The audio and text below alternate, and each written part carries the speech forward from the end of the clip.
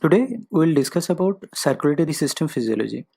Here you can see the heart, one of the most active organs of our body. It is said that the size of a heart is about the size of a person's fist. It starts working when the fetus is around 4 to 5 weeks old and continues till the death. So let's discuss about this amazing organ. Here I have drawn a simple diagram of heart. Cardiovascular system actually has two parts. Cardio means heart and vascular means blood vessels. There are mainly two types of blood vessels, artery and vein. Vein carries deoxygenated blood towards heart and artery carries oxygenated blood away from the heart. It's actually easy to remember because both starts with A. A for artery and A for away. You already know that heart has four chambers, two atria and two ventricles. So here in this diagram, this is right atrium and this is left atrium, and in the lower portion this is right ventricle and this is left ventricle. Now the deoxygenated blood from upper part of the body, that means blood from upper extremities and head and neck region, carried by this big vein and end up into the right atrium. This large vein is called superior vena cava.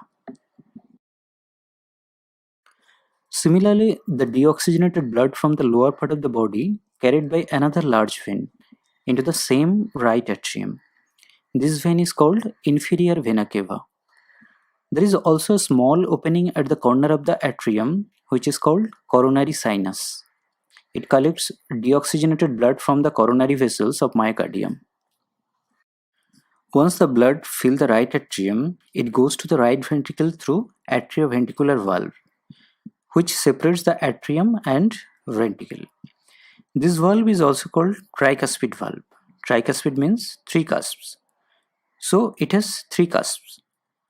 All the heart valves are one-way valve. That means blood only can go in one direction. So it prevents the backflow of blood. After that, blood goes in this direction from right ventricle through this bicuspid valve. The name of this bicuspid valve is pulmonary valve. You can imagine the next destination of blood. So the blood goes to the lungs through this pulmonary artery. Don't confuse it as a pulmonary vein just because it is carrying deoxygenated blood. Just follow the simple rule. Artery means away from the heart. As it is carried blood away from the heart, it should be called pulmonary artery. Here I have drawn the lungs. So pulmonary artery carries deoxygenated blood to the lungs where the blood get rid of the carbon dioxide and pick up oxygen. Now blood comes back to the heart through these vessels. These are pulmonary veins. They carry oxygenated blood to the left atrium. Now this blood goes to the left ventricle through a valve. This valve is called mitral valve. It permits the blood flow only in forward direction and prevent unwanted backflow. So finally, blood goes to this great vessel called aorta through another important valve.